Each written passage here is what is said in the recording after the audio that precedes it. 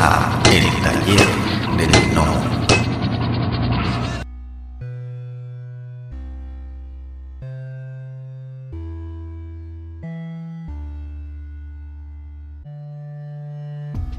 El mito de que Stan Lee creó realmente a Spider-Man. Comenzaremos con el mito de la mosca en la pared. Si le preguntas a cualquiera en la calle quién creó a Spider-Man, la respuesta automática va a ser Stan Lee. El carismático viejito de los cameos de Marvel, que por cierto no los inventó él, los inventó Jack Kirby en la serie de Hulk. El genio que, esto entre comillas, según la leyenda oficial, un día vio una mosca o una araña trepar por una pared de su oficina y ¡boom! Nació el superhéroe más grande de la historia. Esto también entre comillas. Una historia hermosa digna de Hollywood. Pero con un pequeño problemita. Según muchos historiadores y protagonistas de la era dorada del cómic, es casi por completo un mito de relaciones públicas. Hoy vamos a rascar la superficie de la historia oficial y a viajar al pasado de la mano de un testigo ineludible, Joe Simon. Sí, el mismísimo co-creador del Capitán América junto a Jack Kirby. En su libro de memorias del 2003, The Comic Book Makers, Simon dejó claro que los cimientos de Spider-Man ya existían mucho antes de que Stan Lee siquiera pensara en el personaje. Bienvenidos al Taller del Gnomo. Hoy analizaremos la prueba reina. ¿Por qué Stan Lee no inventó a Spider-Man? El nacimiento de Silver Spider. Para entender este misterio, tenemos que viajar a la década de 1950, mucho antes de Amazing Fantasy XV de 1962. En esta época, la legendaria dupla creativa de Joe Simon y Dios Padre Jack Kirby trabajaba para una editorial llamada Crestwood Publication. En su libro, Joe Simon relata que él mismo ideó un concepto para un superhéroe atlético y lo llamó originalmente The Spider-Man.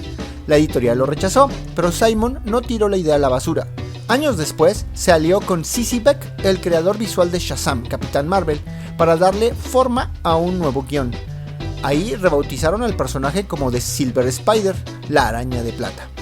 Y aquí justamente es donde la cabeza te empieza a explotar si eres fan de Peter Parker. ¿Cuál era el origen de Silver Spider de Joe Simon? Escuchen bien, era un niño huérfano que vivía con una pareja de ancianos y que, al encontrar un anillo mágico en una telaraña, recibía poderes superhumanos. Un niño huérfano viviendo con ancianos. Me suena sospechosamente familiar. Bueno, Simon y Kirby intentaron vender el personaje a otra editorial, Harvey Comics. El editor de ahí le sugirió que, en lugar de ser un tipo musculoso, el hombre debería ser un chico delgado, flacucho y que debería balancearse con cuerdas tipo Tarzán o Batman. Y al final el proyecto se archivó temporalmente. El eslabón perdido llamado The Fly. Avanzamos a finales de los 50. Simon y Kirby llegan a trabajar a otra editorial, Archie Comics. Simon decide desempolvar ese viejo guión de Silver Spider, pero justamente deciden cambiarle el insecto. En lugar de una araña, lo convierten en una mosca. Y es así como en 1959 nace el cómic The Adventures of the Fly, las aventuras de la mosca. Y si leemos los primeros números de The Fly, la evidencia es abrumadora. El protagonista, Tommy Troy, es un chico huérfano que camina por las paredes, se balancea con cuerdas y tiene un sexto sentido que le avisa del peligro, idéntico al sentido arácnido. Jack Kirby fue el encargado de dibujar y dar forma a ese primer número basado en el guión de Joe Simon. Pero entonces tenemos la forma completa, un chico huérfano que vive con ancianos, trepa paredes, tiene sexto sentido y originalmente se llamaba Spider-Man o Silver Spider. Todo esto creado por Joe Simon y Jack Kirby años antes de 1962. ¿Cómo llega esto a manos de Stan Lee? Capitán América con telarañas y el toque de Steve Ditko. Llegamos a 1962. Marvel está en pleno auge gracias a los Cuatro Fantásticos. Stan Lee quiere un nuevo superhéroe adolescente y según los registros históricos recopilados por Simon, Lee se acerca a Jack Kirby para pedirle ideas. ¿Y qué hace Jack Kirby? Le ofrece el viejo concepto que había trabajado con Joe Simon. De hecho, en The Comic Book Makers, Simon confirma que Kirby le llevó a Stan Lee los bocetos de lo que básicamente era de Silver Spider. Stan Lee le encantó el nombre Spider-Man, pero cuando Kirby le enseñó las primeras páginas dibujadas, a Stan Lee no le convenció el estilo. ¿Por qué? Porque Kirby dibujaba todos hipermusculosos y heroicos. Joe Simon lo describió de manera perfecta en su libro. Lo que Kirby había dibujado para Stan Lee parecía literalmente el Capitán América cubierto de telarañas, no parecía un adolescente común y corriente. Es ahí donde entra el tercer jugador crucial, Steve Ditko. Stan Lee le quita el proyecto a Kirby y se lo da a Steve Ditko. Ditko rediseña el traje por completo, creando la máscara cerrada y los disparadores de telaraña mecánicos, y convierte a Peter Parker en ese chico flacucho, introvertido y nerd que todos conocemos.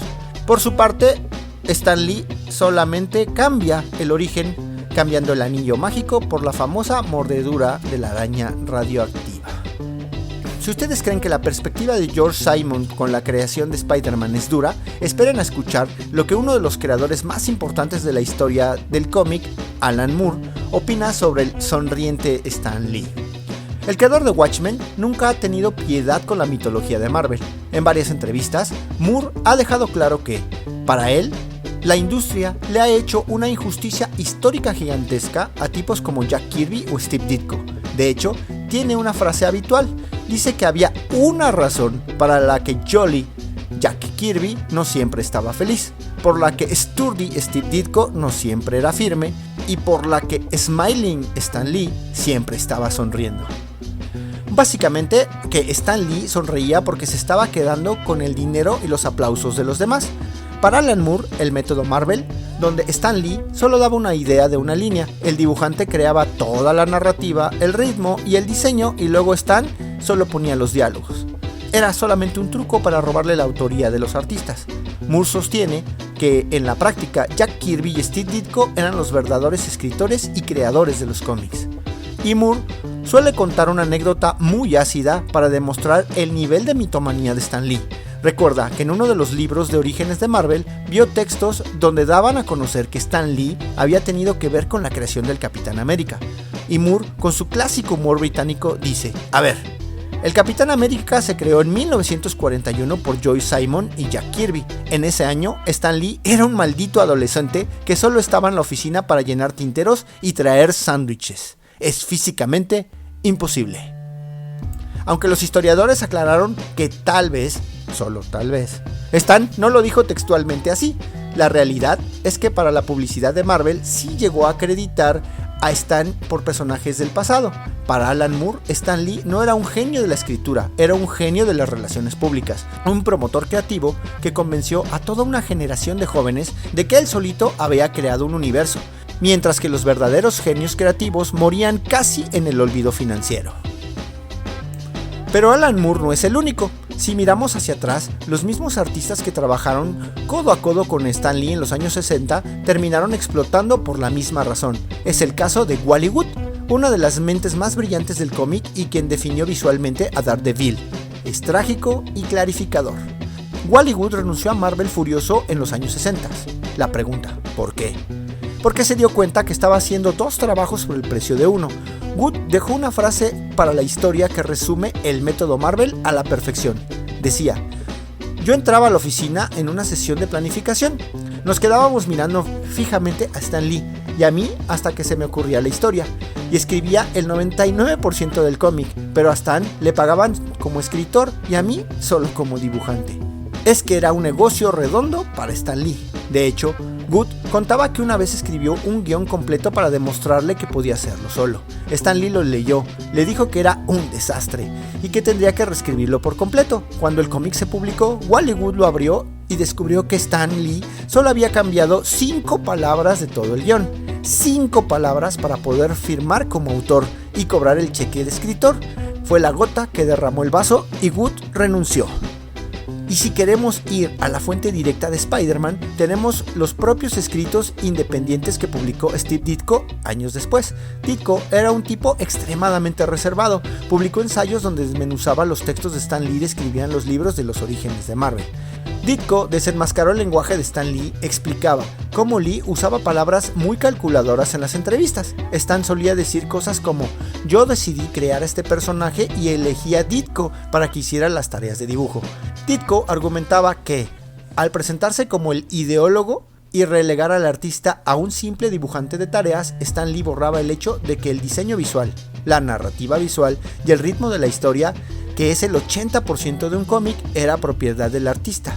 Sin Ditko dándole forma, la idea de Stan Lee era solo una sinopsis flotando en el aire. Por eso, cuando juntas las memorias de Joe Simon, las quejas de Willie Wood, el exilio de Steve Ditko y los feroces análisis de Alan Moore, te das cuenta que no es una teoría de conspiración de internet, es un patrón que se repite en esa época. Como conclusión podemos decir que dar al César lo que es del César. Entonces, para cerrar el debate, ¿Stan Lee creó a Spider-Man? La respuesta justa es no. Él solo no. Y definitivamente no. Desde cero no. El nombre, el concepto del huérfano que vive con unos tíos ancianos, la habilidad de trepar paredes y el sexto sentido vinieron directamente del trabajo previo de Joe Simon y Jack Kirby. El diseño visual icónico y la personalidad solitaria vinieron de Steve Ditko. El gran mérito de Stan Lee fue ser un editor brillante. Tomó un Frankenstein de ideas archivadas de los años 50, supo unirlas, le dio el toque trágico con la muerte del tío Ben y lo convirtió en un fenómeno de las masas. Pero, como bien que comentó Joe Simon en The Comic Book Makers, la semilla de la araña ya se había plantado mucho antes en su propia máquina de escribir. Al final, la historia de los cómics es tan compleja como los mismos superhéroes. Si te gustó este episodio, suscríbete, danos tu comentario. Si crees que Stan Lee le dio el crédito justo a sus compañeros, coméntanos. Nos escuchamos en el próximo episodio de El Taller del Gnomo. Hasta la próxima. La voz y la producción de este podcast estuvieron a cargo de Adro, a un guión de El Piedra. Para todas sus dudas, sugerencias y comentarios, tenemos la siguiente dirección de email: tallerdelgnomo@yahoo.com. Gracias y hasta la próxima. Este fue el podcast de El Taller del Gnomo.